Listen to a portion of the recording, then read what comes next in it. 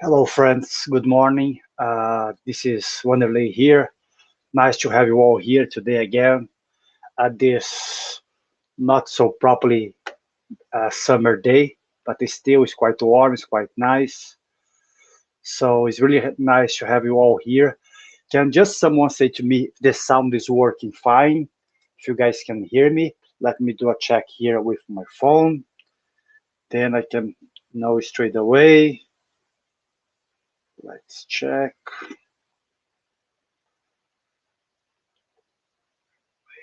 It seems that it's working.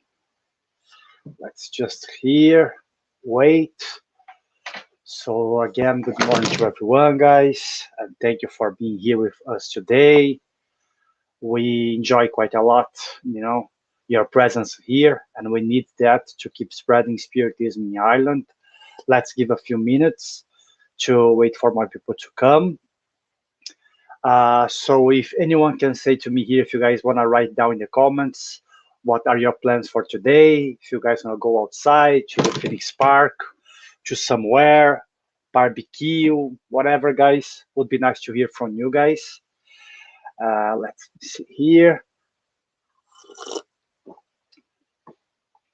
Okay, let's see. I think everything seems to be working fine. Cássia, Robertinha here. Good morning to you too, ladies. So nice to have you all here. Some people they might come here in a few minutes. So okay. Uh, Here we have our friend Eamon. Oops. Hi Eamon, how you doing? Good morning, man. So that's good. You can hear properly. Thanks for letting me know. Barbecue. That's gonna be nice. Lucky you. My barbecue we'll do next week. I hope. This week it's gonna be a quiet one, but nice to hear that you are doing barbecue. Let me see. Okay. Cassinha, she's gonna be at home in the UK, so nice. I guess the weather in the UK is better than today in Dublin, but it's okay. We all know how their summer is sometimes. Okay, guys. So I'm going to start here, guys, as usual, doing our initial prayer.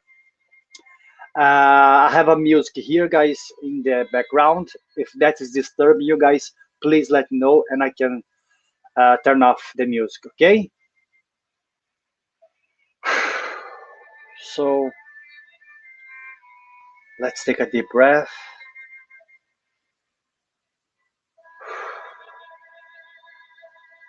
Let's be thankful for everything that we have, for another day of life, for another day that we have people around us. They may be friends, they may be family, they may be our partners. But we know also that there are people who are alone, maybe in the hospitals, in the prisons, in difficult situations where they have no one to share love or a nice word. We ask God and the good spirits to support them, to try to bring to their hearts some light, some love, and courage to keep going. Luckily for us, life hasn't been so bad. But for those who sometimes life can be quite difficult, we pray God for them may find peace, love, and friendship also. Thank God, and so be it. Okay, guys. Happy Sunday to everybody, like Casa said. And here, guys, we're going to be starting our talking. Uh, you know, Trying to explore different ways to improve self-knowledge. We are not limited for what we're going to be saying here today. There are many other ways, and if you guys have any suggestions, also, guys, please write down to us here if you don't mind what you guys believe would be a good way to improve our self-knowledge. Here I have three pictures which I kind of like because we have some people who perhaps enjoy, especially in Asia, in certain cultures now in the East, we are having more and more, thank God, people who enjoys meditation, which can help ourselves to concentrate in the present moment, to learn a little bit more about ourselves. Some people they prefer to study, like Einstein, you know. So some people they prefer to go through books, through podcasts, through YouTube channels. Doesn't matter. So they try to find ways to study, to use knowledge, to improve their self-knowledge. Some people, like the lady in the middle, she prefers to be working, perhaps. I'm not saying that she prefers to be having a hard life, but some people they like to be working, to be doing things, not to be meditating or studying, but to be living. And this living we're gonna be calling here work. So there are many other ways for us to improve our self-knowledge. Okay, but these three ones here we're gonna be pointing out a little bit because we're gonna be talking today about someone very very special. Also, we have our great friend here, Stephen, our master here in the spiritual side of Ireland. Morning, Stephen. And here, guys, we're going to be talking about this man here, Simon Peter, okay? Who later on he used to be a fisherman, later on became as a quite well-known Saint Peter in the Catholic Church. We're going to be exploring a little bit some psychological and some parts of his aspects. Although I'm not a psychologist, I'm just using internet to be basing my talking here today. But we're going to be using some aspects of his personality in order to understand how his self-knowledge process happened 2000 years ago and how what he did can influence us today and will be able to influence people in 1000 years for sure. Okay, let me just close this here. Okay, and then here I'll go to the next one. In the canonical gospels we have certain aspects of Peter's personality, some characteristics or passions we can say that he had quite a lot. The thing is, if we are really honest with ourselves here, we will see that most of us we possess these characteristics and passions also. Okay, so Peter used to be quite an impulsive and aggressive person. I left the note here where I found that in the Bible. I'm not going to be mentioning all the time, but if anyone wants, take a screenshot, and if you guys want, you guys can find out a bit more about why I'm expressing this characteristics of Peter in these passages. So he used to be quite an impulsive and aggressive person.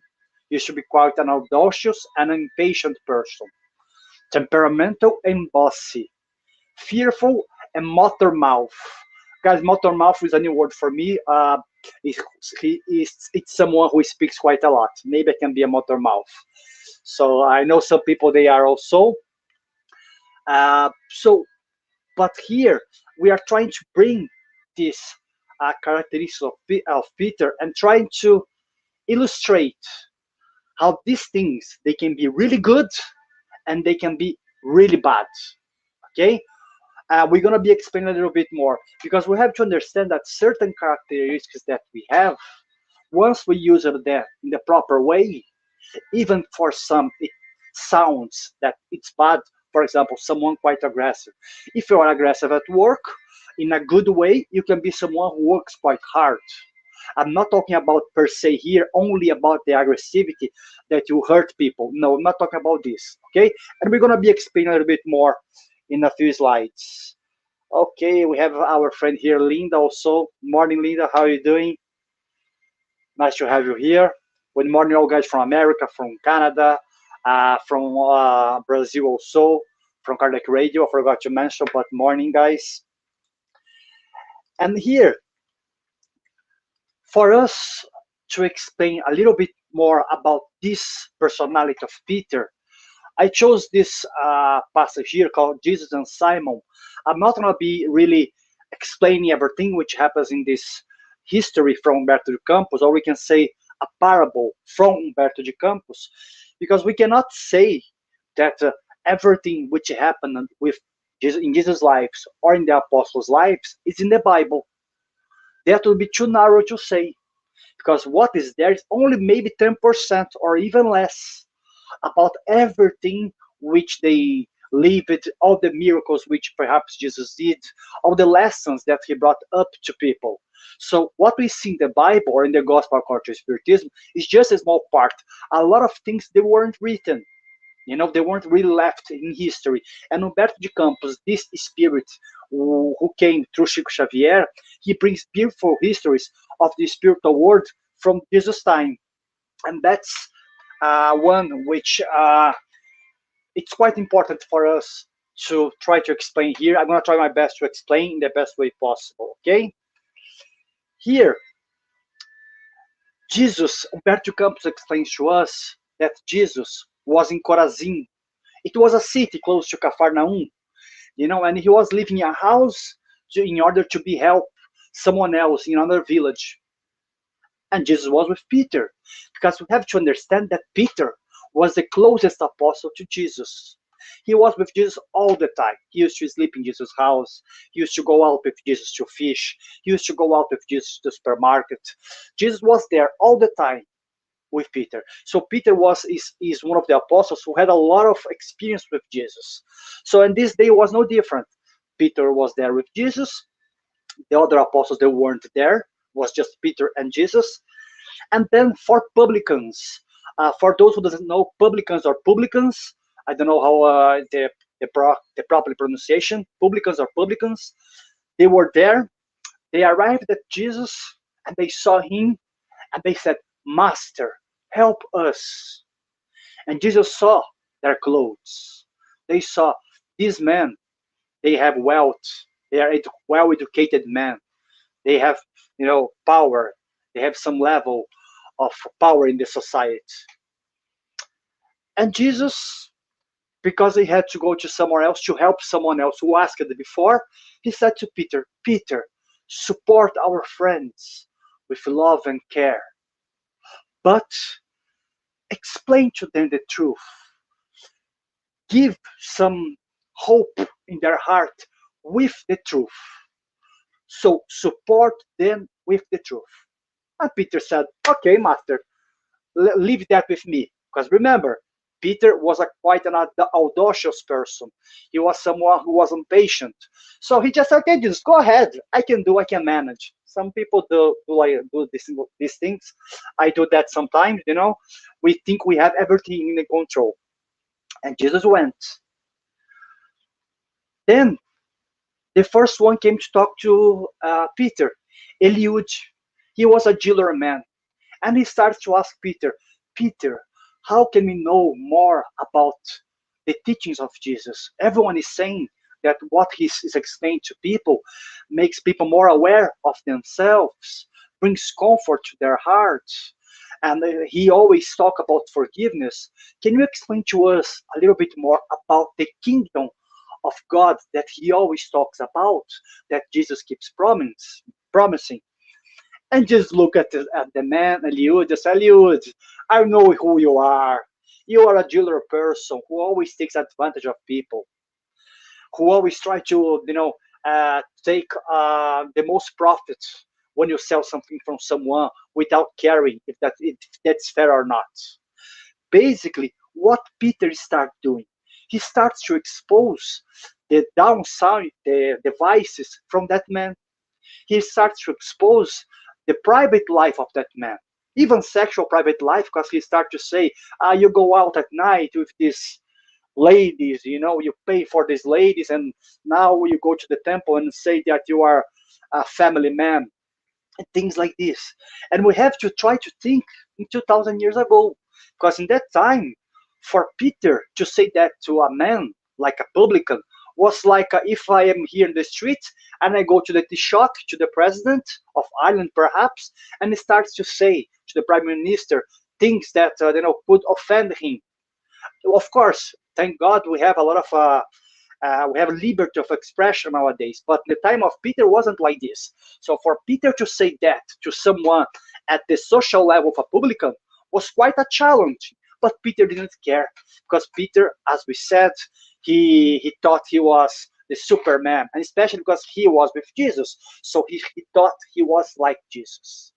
And he did that with the next man, Moabi, when he starts to talk about the financial advantage which this man took from the poor women in the village. He starts to talk about Zacharias, who was a man who destroyed the life of another man in order to steal his wife. And finally talks about Ananias, and Ananias was a man who used to take advantage of orphans. So basically, that's what Peter did. He used the truth. He said, that's the truth. So if that's the truth, I'm going to be saying. And most of us, we are still doing like Peter.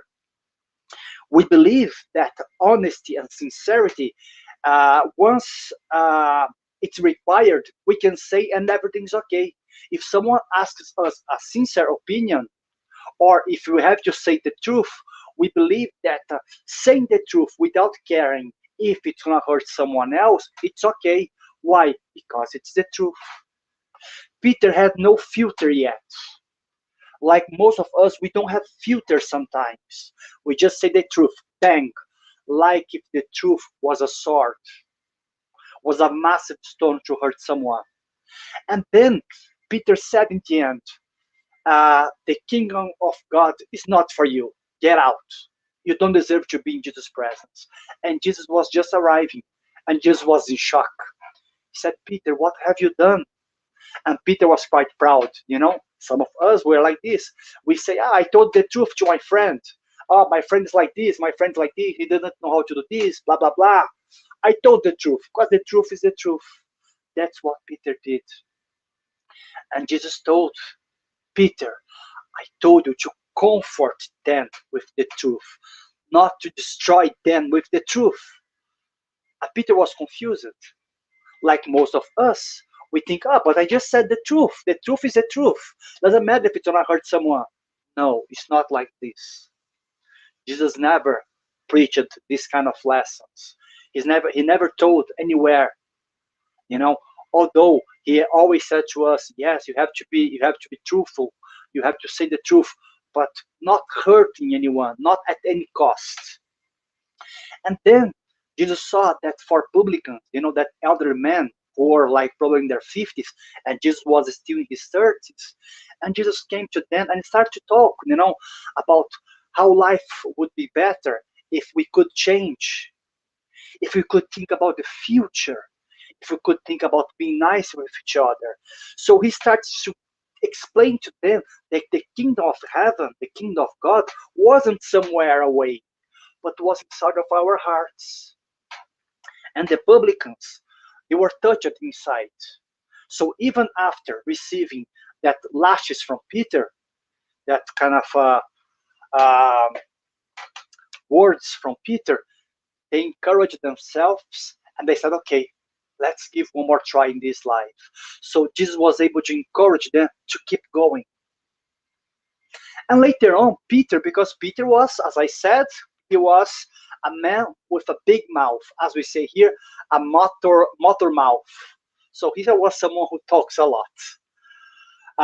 And then Peter came to Jesus and said, Jesus, why were you so nice with them? They are publicans. They destroy lives. And Peter had no idea that it's not because some people they do this that they are thieves inside. They are doing this sometimes because they are afraid. They don't know how to do any better. And Jesus said to them, Peter, one day you will discover that man is much more fragile than evil. And Peter didn't understand anything. Okay? But that's how Humberto de Campos ends this history of Peter and Jesus, once he meets the four publicans. And also, if you guys want to know a little bit more about this, you can find that even in the Bible in Mark 2:15 and Luke 5:29 to 32. And it's the famous dinner with the publicans, which is only told a short part of what really happened according to Humberto de Campos. And then, guys, here we have to understand. Remember when I said that Peter, he had all these characteristics and passions in his personality. And I told you also that these are not necessarily bad. It depends how we control. And here, in the Spirit's book, Kardec asks the spirits, how can we define the limit at which passions cease to be good or bad?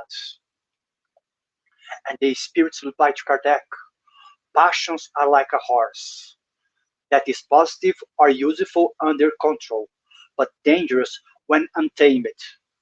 A passion becomes a wicked the moment you lose control of it, and when it causes harm to yourself and others. That's what Peter did. He used the truth. So, to be honest, it's a good quality. But he changed it, he transformed this good quality of being honest, being authentic, as a tool to harm someone. So, this kind of feeling, passion, or characteristic, we can name this way, that Peter had was something good, but when used properly. So what the spirits are saying here to us, that all the characteristics that we have, once we use in the correct measure, they can be good. Even here, if we go back to the list of Peter here, so someone can say to me, Wanderley, how come to be impulsive would be good? Sometimes in a situation, we must be a little bit impulsive to do something good where no one is seeing. You have to take you have to do the first step. But being impulsive here is measuring. It's not like just being impulsive for being impulsive. It's trying to measure. It's trying to use a bit of your feelings, your guts, your knowledge. So it's trying to make this impulsivity into something good, which would be someone who takes the first step, someone who has courage to do things before the others sometimes. Someone temperamental, yes, could be someone who changes their temper all the time, of course, but also could be someone who can be flexible and understand the others and say, I'm feeling this kind of feeling right now, but I'm feeling that right now because that person told me that. So what I'm trying to say here, I'm not trying to find synonymous or trying to find words which would be better, than these ones here. But what I'm trying to say that Kardec explains to us in the Genesis and the Spirit's book that all of us, we used to have our passions very strongly in the beginning. All these things which we are talking about Peter here. But throughout our evolution, we start to lapidate it. We start to give less power to certain things than the others. But we still gonna be. So Peter will always be this person who can be maybe a bit aggressive, but now maybe after 30 years, he used that aggressivity in order to do something faster, to do something stronger, in order to help the others. What I'm trying to say here, that here, these feelings that we have, once we know how to control these things, they can be something good to us. Someone who likes to talk a lot, if you train that person properly, maybe that person could be a good speaker, giving speeches or being a good teacher, So, and everything that we have inside ourselves, once we control and measure properly, can be good. That's what the spirits are saying here to us. Okay, and later on, after we still gonna be using Peter here as an example. Peter had a different experiences with Jesus. Some of them are found in the Bible, some aren't. Some are in the work of Humberto Campos, where Peter he starts to realize who he really was. Okay, and we're gonna be seeing this one here. If you guys have any questions, guys, if you guys want to make any comments, um, feel free. Okay, you guys can stop me at any time. Here we have the famous scene in the Bible where where Peter denied Jesus 3 times. If we go to the Bible, to the New Testament, we have to understand that before this, Jesus spoke with the apostles. Jesus ate with them, and Jesus told them a lot of things that would come, would happen. Then later on, like he spoke with Judas, saying that Judas that night would betray him. He shared the bread with the apostles. So he was there the night before he would face crucifixion. So, and once he was there, Peter again, he thought he was the Superman. He was the bodyguard of Jesus, we can say, or his buddy. So Peter saw Jesus as his equal. He thought he was so good, powerful, we can use, so knowledgeable as Jesus. So Peter always used to say, Jesus, if someone comes to you and eat in your face, I'm gonna go there and give my face. If someone does anything bad against you, I'm gonna be beside there, receiving the same. And Jesus said to Peter, Peter, believe me, I'm gonna be bringing you to places that you do not wanna go, places that are gonna be pain in your life. And Jesus, like Peter again, didn't understand anything. Jesus was talking about Peter's crucifixion 30 years later, where he was going to be crucified upside down in Rome. So Jesus could see how much he was going to suffer. But Peter, he couldn't really understand anything. And in that night, Peter said to Jesus, Lord, I'm ready to go with you to the prison and to death. And Jesus replied, Peter, the rooster will not crow this day until you deny 3 times that you know me. But Peter said, no, Jesus, come on. Maybe you had too much wine. Come on. No, no, I think you are wrong. You are mistaken. Maybe it's dark here and you cannot see. That's me. It's Peter. You're not talking with John or James or whatever. It's me. It's Peter. I'm the one, you know? And Peter was in this kind of mindset still.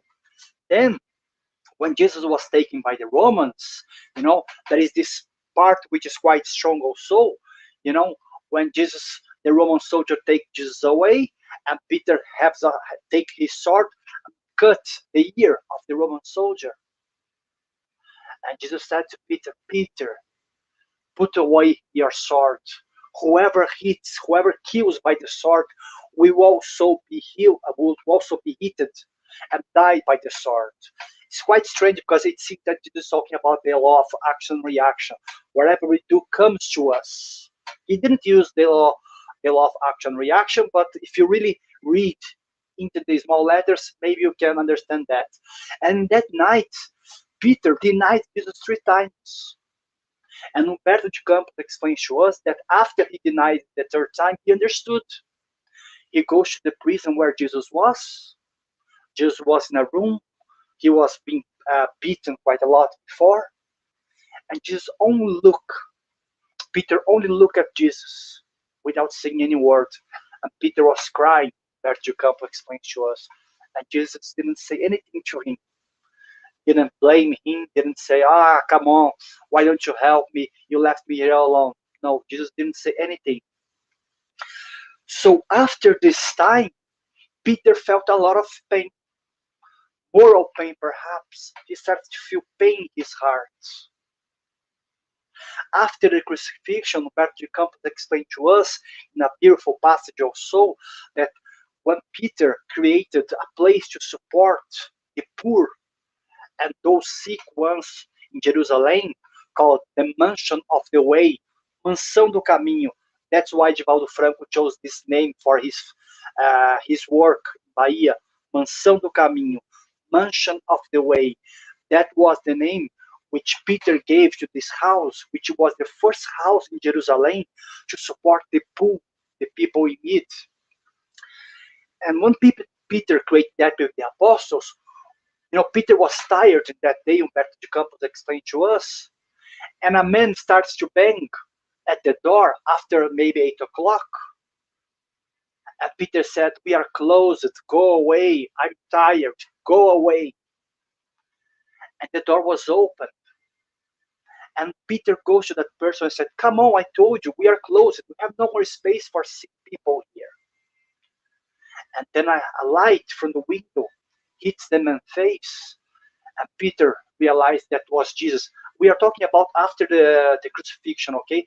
So probably that was Jesus in spirit coming to him, as we talk about mediunist effect in the spirit in spiritism. So Jesus appeared to Peter and said to Peter, I only ask you, Peter, to guide and support my sheep. So Peter was tired. He was complaining of helping the poor. And that's what Jesus asked of him. And so many of us are the same. We ask in the spiritual world for so many duties, so many things to do, and we lose ourselves. We start to get tired. Once life gives to us the challenge that we are requesting, like Peter did, in order to improve, we start to run away. We start to say, no, that's too much. I didn't ask that in the spiritual world. What I'm trying to say that all the difficulties that we have, we ask it for that in the spiritual world. We ask it for all the challenges. And that's what Peter did. Probably in his previous life, he asked it for all the challenges. He asked it to be there with Jesus. And of course, he was a familiar with spirit already with Jesus. But in that reincarnation as a Peter, he was a fisherman, a man with a kind of stubborn man. What I'm trying to say is this, that sometimes life will hurt us. And we will say, I didn't ask for that. And believe me, you did ask for that. You asked for that situation, perhaps to improve your personality, in order to be tested, in order to keep going into your spiritual progression. And that's what we do in the spiritual world. But sometimes we ask too much with it. And here we have a beautiful phrase by Leon Denis, when he says to us that pain is the supreme purification, the school where one learns patience and resignation, as well the austere duties. So that's what happened with Peter. He had to go through pain. That's why in the previous slide here, I called it uh, the start of self-knowledge. Because throughout the pain that he was suffering, he starts to understand, wow, I'm not that good as I thought I was. I'm not that enlightened as I thought I was. I don't have even 10% of the love which Jesus had. I'm not like him. I'm just someone else suffering, learning, going throughout my life, throughout my journey, trying to be a better person. And Peter, once he condemned that for publicans, he forgot about something. Yes, perhaps they have that vices on them. Very true. But Peter had another vices. So what do? We do like Peter. We condemn the others when they have certain vices that we don't have. For example, I go here, I condemn my sister to say, "Oh, you are someone who doesn't know how to forgive the others." And maybe I'm a kind of good forgiver. Okay, maybe I'm just give an example, but maybe she's someone who deals with the difference of the others, and maybe I'm not. What I'm trying to say that we all have our vices, we all have our passions to still to learn how to deal with them. Some people they have different. So once we find people who have different ones than we have, we think we are better than them because in that aspect we are stronger at, and they are still learning, and vice versa. So Peter he starts to understand, you know, uh, that he was learning, and of course I'm gonna have this. Question here. I think myself and Steven, Samantha, maybe Juliana, we used these questions in our speeches over 100 times, but it makes sense. That's why we are keep going back to this to the question 919 of the Spirit's book, because in that part, Kardec is asking the spirits, yes, you are saying that's quite easy to us to improve. You are saying to us that it's only a matter of controlling our passions, that we choose better, that we should be a better people, like the gospel says. But Kardec was a man of science, was a man who developed certain ways of asking the questions to the spirits. He developed a methodology, to ask the correct questions at the correct moment. So at this time here, Kardec is asking, it's so easy to say to everyone that we have to improve, but how? Give to us a good lesson. Give to us, a way, to improve ourselves. Then he asks the spirits, what is the most effective means for improving ourselves in this life and for resisting the draw of evil, basically to resist temptations that we have. And the spirits are quite straightforward. A sage of antiquity has told you, know thyself. That in the Greece of Plato, of Socrates, that used to be written in some temples. Plato used to say that quite a lot. The Greeks used to say that quite a lot. And Kardec imagine if he could see the spirits, in a table, let's say if they were in front of him, and he looked at the spirit, okay, that's very nice what you are saying, but come on, give to us more information. How can we know ourselves? And this question is one of the biggest questions of the Spirits book. I'm not going to be reading all here. I just want to get one part here, which I believe it fits 100% on what you're talking about today. But I invite everyone to be going to the Spirits book, question 919, and read this question. It's a really powerful reply from St. Augustine. Okay? So here, in the middle of the reply from the spirit of Saint Augustine, he says to Kardec, "Ask yourselves about what have you done, and toward what aim you acted in particular circumstance. Whether you have done anything that would blame in others, and whether you have done anything that you would not dare to confess." So he's saying to us here, if I do something which I'm ashamed of confessing to people, is that something good or is that something bad? Because in this question here, Saint Augustine says in the beginning that before he was going to bed each night, he used to take a book and write down all his actions, the good and the bad.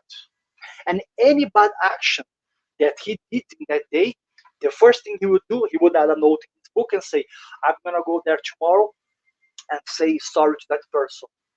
And that uh, note from St. Augustine is part of his famous book, The Confessions of St. Augustine, which I recommend everyone to read. It's a beautiful book where he has several, thoughts where he asks himself, what have I done? How could I have done anything better here? What if, like he asks here, if the same person does the same thing to me, would I be happy? Ask yourselves, guys, what have you done in your life?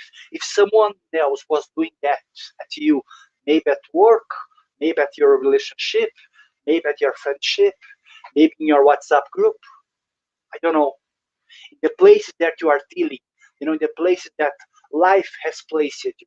Ask yourself, if those ones say the same thing to me, would I be happy today? And that was the core of this reflection of St. Augustine, because it goes back to what you said. Do to the others what would like to be done to you. So here, St. Augustine say to us that anything, like he says here, whether you have done anything that you would blame in others. So if anything that you do, if it was someone else who would do, if you are blaming that thing, perhaps that's not good what you are doing. That's what you have to understand. I know it's a difficult uh, task, the difficult thing to put in our lives daily. It's so beautiful to be reading that in the Spirit's book and read that in the study or in my speech here on Sunday or Tuesday or Thursday, whatever. And that's it. But if we don't put that into our daily life, they are just words. So the hardest part of this reply from St. Augustine is to us to put in practice. And it's the same about the teachings of Jesus in the gospel, or the teachings of Buddha, or the teachings of Allah, or Krishna, or any other one, any philosophical which who is not even religious. It's so easy to say to the others what we have to do, but that's hard for us to do it. And Peter, he went through all the phases of self-knowledge through pain. We are not saying that pain is the only way to find self-knowledge. No, but like Leon Denis said, it's a school. Why it's a school? It's a lesson to us because the level that we cannot really do much without going through pain because we are not clever enough. We're not enlightened enough yet. So what we do, we go through difficult situations, we learn the difficult situations, and we keep going. We feel the lash in our skin. Then we ask ourselves, that's not so nice. Why should I be doing that with someone else? And that's what the pain which Leon Denis is talking here. And Peter went through all these pains. And here, in the other part of St. Augustine's reply, he says to us, when you are indecisive, in decisive, sorry guys, as to the quality of any one of your actions, and how would you judge it if it had been done by someone else? So the action that you do, if it had been done by someone else, how would you judge? You know, that's again, he brings us to this confrontation to look at the mirror and see what would I do if it was that was done to me, or something in a similar situation like this.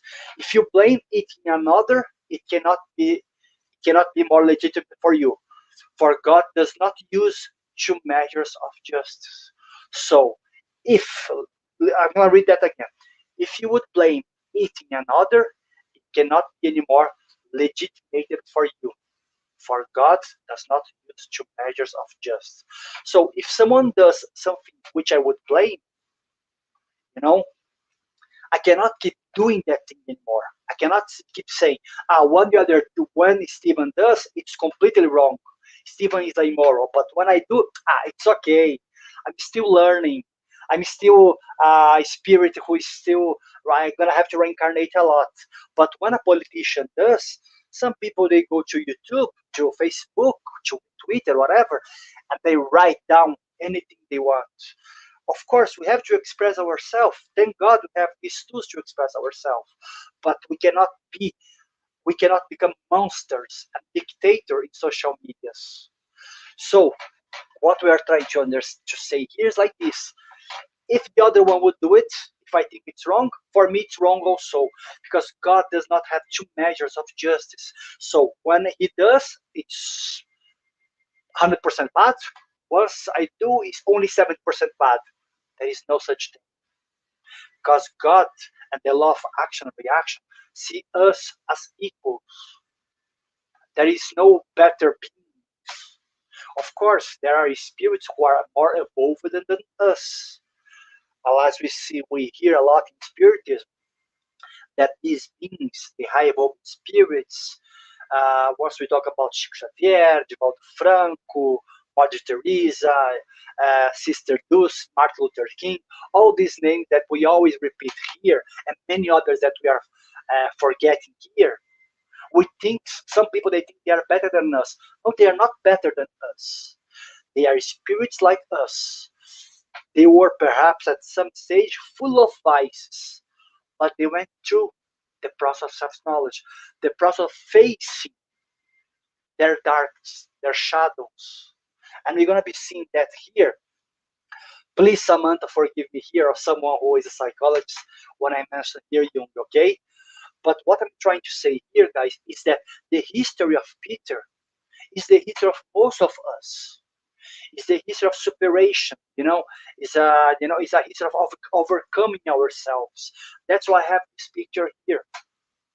Because Jung says, you the shadow personifies everything that the subject refuses to acknowledge about himself. Subject here is us, the person, okay?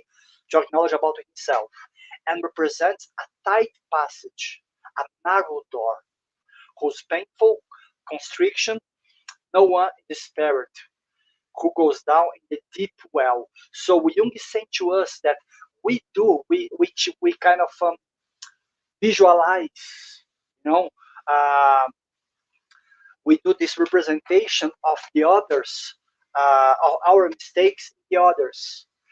Here, he's saying to us that refuse knowledge himself and represent a tight passage, a narrow door. That's why in the gospel, Jesus mentioned so many times the narrow door. He created parables uh, expressing how difficult it was to pass through certain situation, giving examples. But Jung is saying here the same, that if you want to go into this process, it's narrow, it's painful. We have to face our shadows. We have to face who we really are. We have to look at the mirror and say to ourselves, yes, I'm a prideful person. I still envy my colleague at work because he got a better salary than me. I still envy someone who got a promotion last week at my work. I still envy my friend because he has, I don't know, how many followers on Facebook or Instagram. Thank God I don't like this, but some people they live for it, or on TikTok or whatever. Or you know, um, we have to be honest, about these things on us.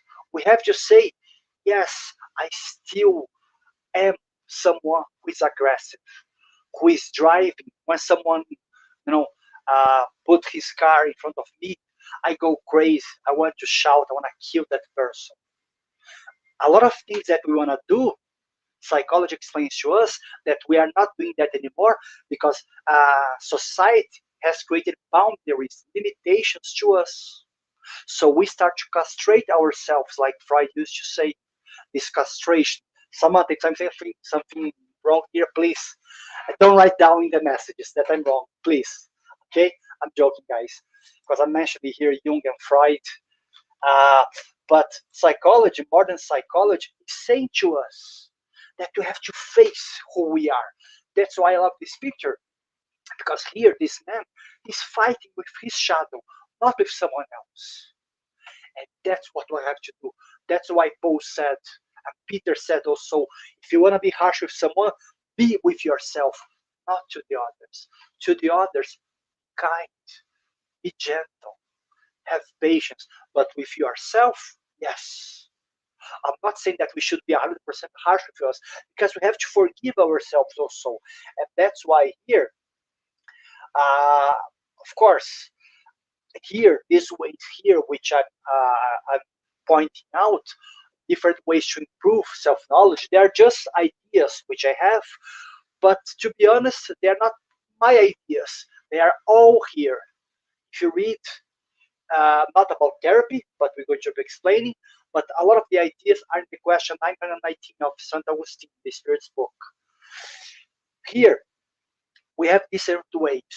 Practicing self-reflection, overcoming our vices, attending therapy sessions. I left in red because maybe it doesn't have to be a psychological therapy. Maybe it could be some kind of non-conventional therapy, such as Reiki or even the healing, the Spirit Center. But normally therapy is done by someone, maybe who is a doctor, or who is someone who has some kind of knowledge related to mental health, perhaps, or even physical health. That's why I left it in red, to be for you guys to think broader. Because I know some people who say, Wanderley, I don't mind going to church and talk to a priest. I don't mind going to the Spirit Center and having a healing. If I go to the Umbanda Center, I don't mind be talking to the Preto Velho, which is an African entity in the religion of Umbanda, Afro-Brazilian religion Umbanda, which we have a lot of respect, by the way. But so someone says to me, I don't mind doing this. I don't mind doing Reiki. But I don't want to go to psychologists. Psychologists for crazy people. Some people, they still have this mind. I do psychology. I do therapy. I've done for my entire life, and I have no shame to say this because it helps me. And I know so many people who are doing this. You see so many people in media, they are meeting. They are doing therapy because they understand that there are some issues that we have that it's really hard for us to be expressing ourselves. You know, it's really hard for us to be um, exposing certain topics into society because we are not ready for that yet. That's why therapy, I highly recommend psychological therapy. You know, doesn't matter if it's Jung or Freud, it doesn't matter which kind of therapy you're gonna go through, but to go and talk to someone basically. And a psychologist like Samantha, our friend here, you know, it's good. I really recommend. I'm gonna even leave here uh, uh, a link to be passing here, and then it's about mental health. You guys can access this if you guys are having an issue. Please access this website; it's quite good. Or you guys can go and also, if you guys want to talk, you guys can call the Samaritans. But I'm going to be leaving this email here for a while. So here, keep going the list. Having more empathy toward others, practicing forgiveness and self-forgiveness. These are ways for us to improve our self-knowledge because once we are practicing self-reflection, we understand more who we are. Once we are trying to overcome our vices, we are aware that we have that and we have to go, we have to pass through. Once we are having more empathy towards the others, we are putting ourselves in the other shoes.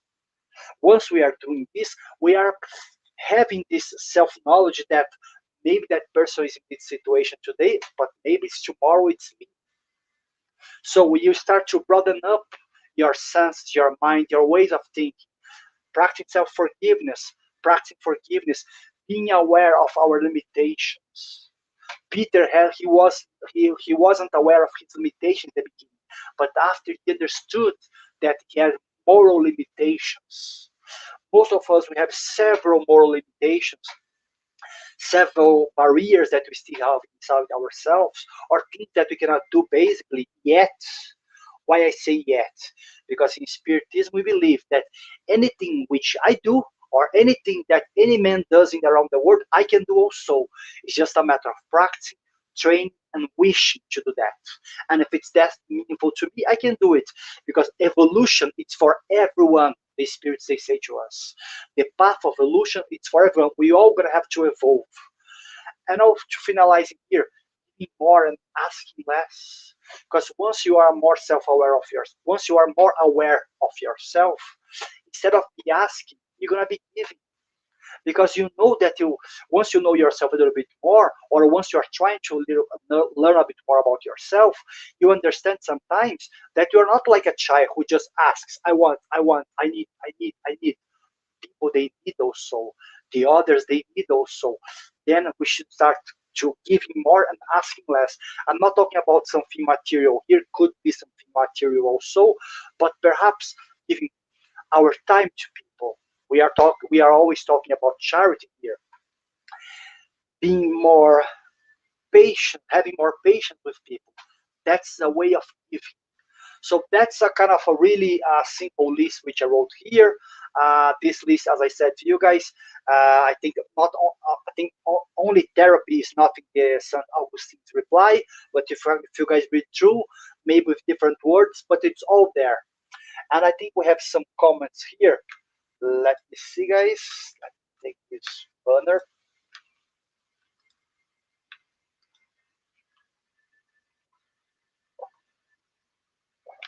Thank you, Samantha. When I'm talking about psychology, I'm always shaking, especially when you are watching. I'm always afraid of saying something which maybe I'm mixing up, but thank you. Here, Paulo. Hello, João Paulo. How are you doing, man? So he says here to us, unfortunately, it's easier for us to talk about the others rather than looking inside ourselves. I agree 100%, and that's what we do the most. He keeps going. We have so much to learn about. Thanks for your message and congrats for your work. Thanks, John. I appreciate that it helped you and you are enjoying. Thanks, guys. And here again, I'm gonna be using cliche message in the spirits talks that we give here, not only here in Dublin, but everywhere around the world. Stephen, tell me please in the comments how many times have you used this message? Samantha, I don't know if Samantha used it, but I used this message in my speech here so many times.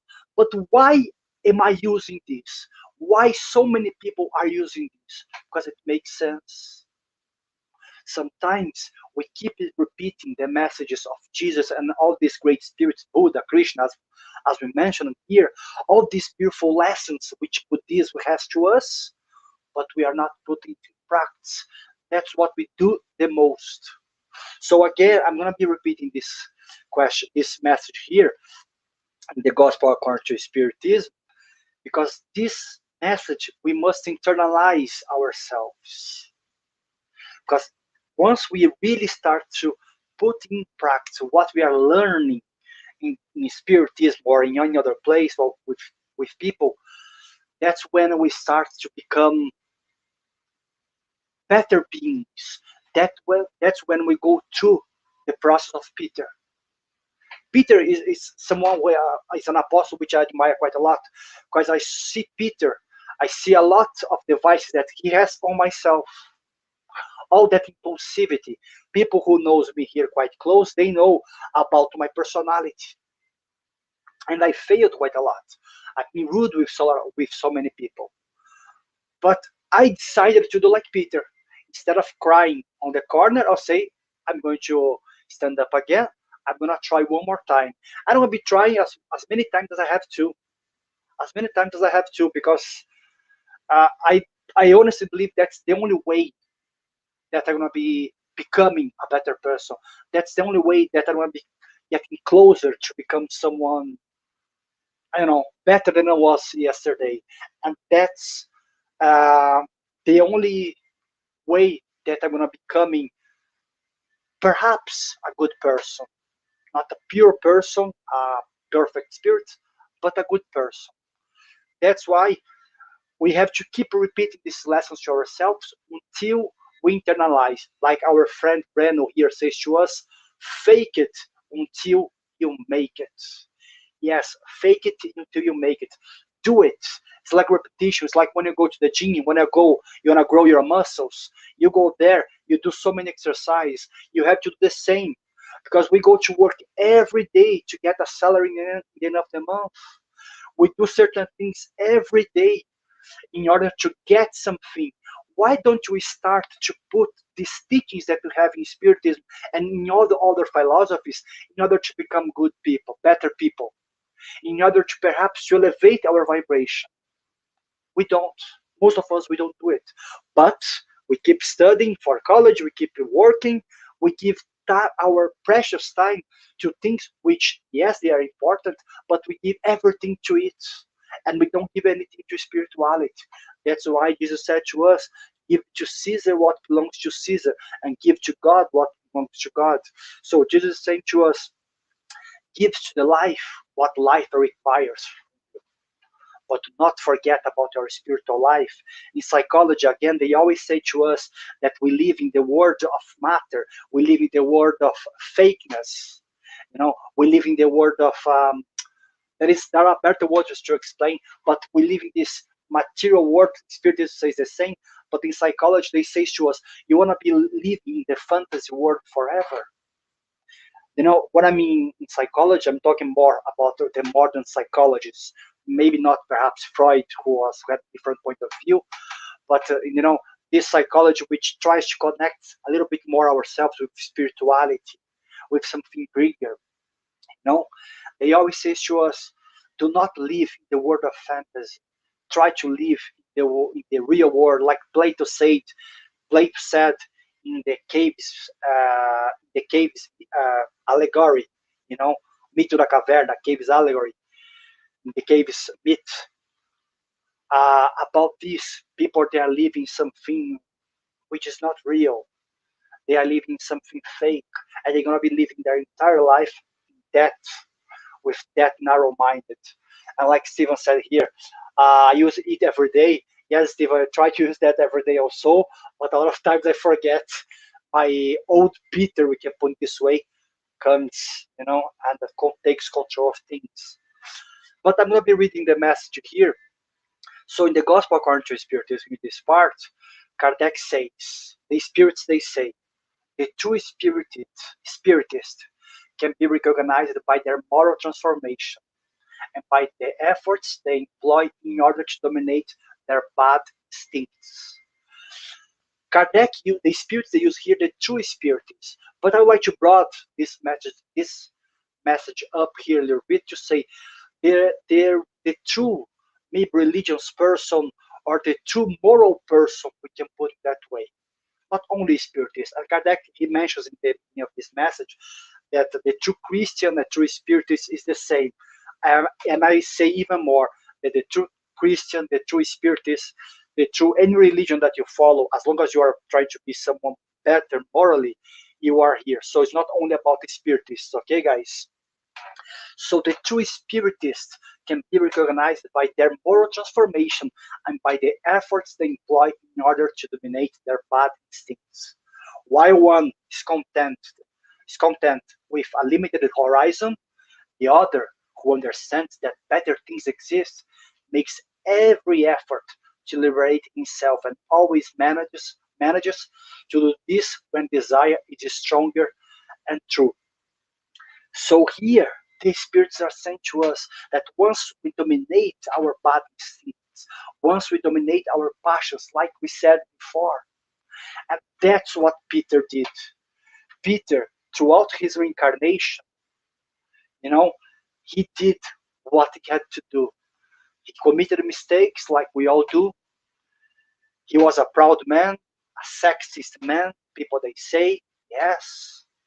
He was a man of his time, with that vices which most of the people at that time they had. He wasn't the only one. But Peter had the courage to not to put away his shadows, but to face them, to hug his shadows. It means to deal with his vices. And that's the invitation which I leave to everyone here to read this message again from the Gospel according to Spiritism and try to do what the Spirit says here. Try to dominate our bad instincts. Because we understand that better things they exist. And let's try to liberate ourselves, from these wishes to stay always with this limited idea. Some people nowadays in the Catholic Church, they still remember Peter as the man who denied Jesus 3 times. I see Peter as a almost, I wouldn't say a pure spirit, but maybe I'm not sure, maybe he is or not. I don't know, I'm not there, but a really high elevated spirit, not as the man who denied Jesus 3 times, because this he did in his past.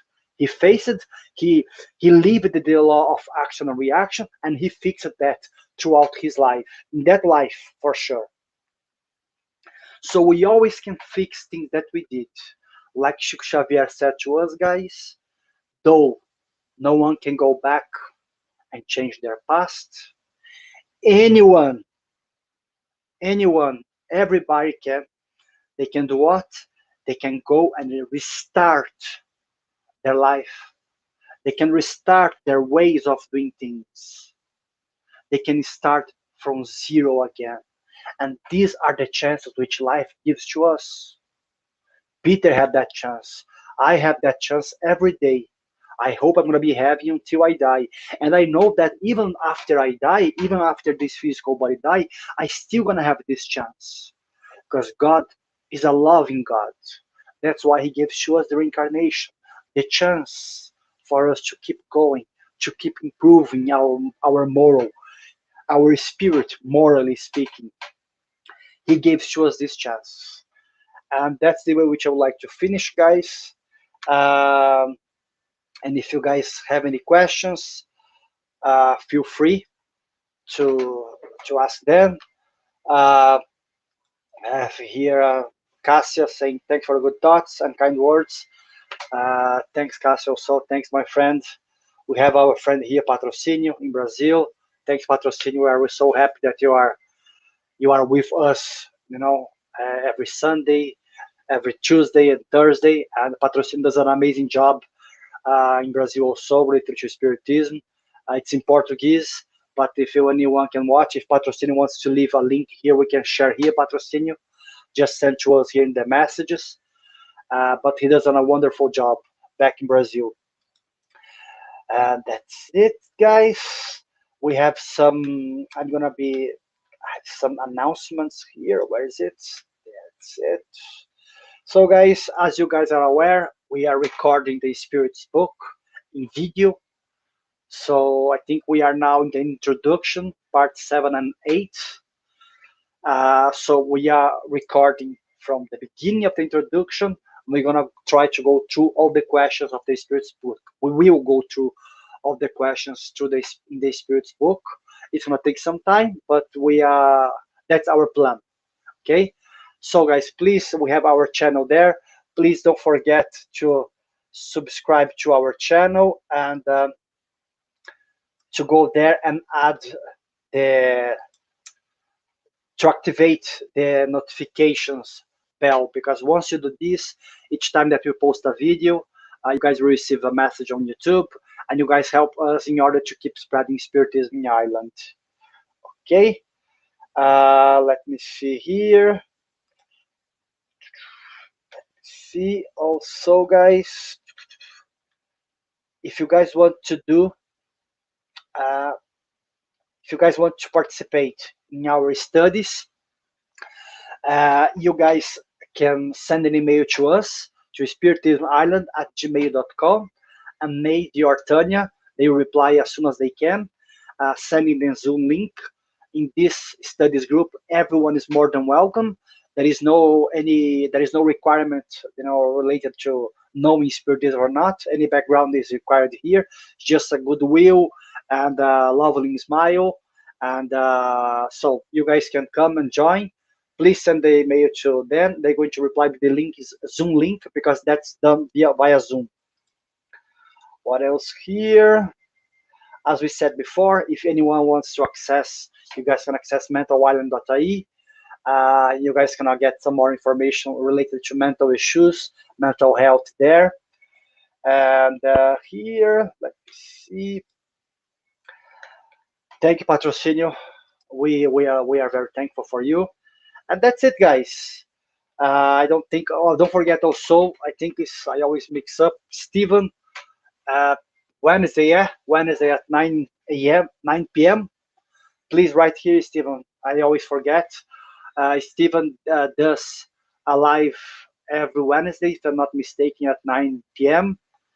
With Charles Kemp from the French-Belgian Spiritist movement, Nadia from Lithuania, Elsa Rossi from the UK Spiritist movement, and sometimes they have some guests.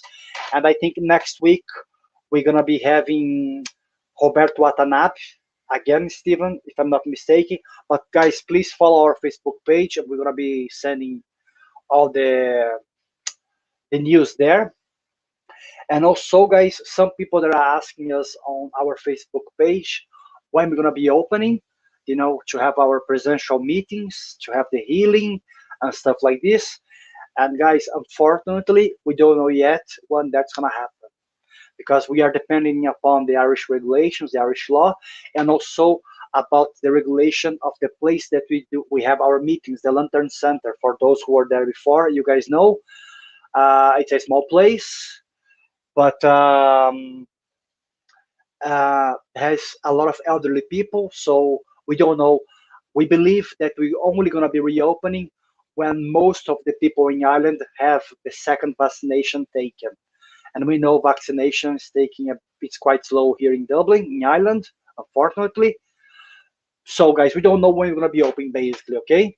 But yes, and Stephen is saying here to us that actually Roberto's going to be in the 22nd of July.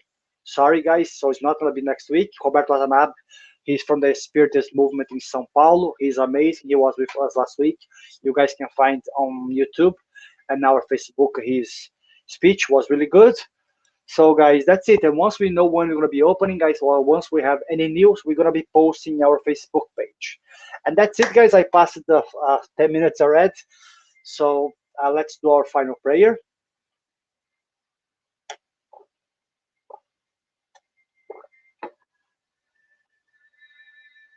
So again, I'd like to invite everyone who feels comfortable to close their eyes,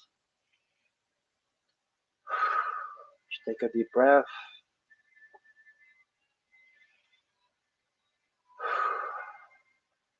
Let's try to forget about all the troubles we have outside. Let's try to concentrate ourselves here at the present moment. Let's be thankful for the lives we have. And let's imagine that we have someone that we love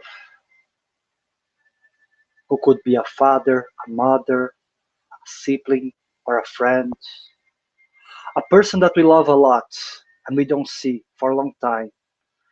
Maybe that person is alive, or maybe that person passed away. Let's imagine that we are close to that person and that person is holding our hand and is hugging us, saying to us that everything, all challenges, all difficulties that we have in life will pass because God and Jesus, they promised to us a stage in humanity where we're going to be loving one another. That wasn't only an idea, that was a promise.